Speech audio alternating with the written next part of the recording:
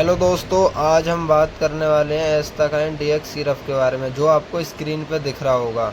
अरे एस्टाकाइन सिरप के बारे में बात करें, ये मैनकाइंड कंपनी का आता है। 100 ml की बोतल आती है। और इसके यूज के बारे में बात करें, ये किस कंडीशन में इसका इस्तेमाल किया जाता है।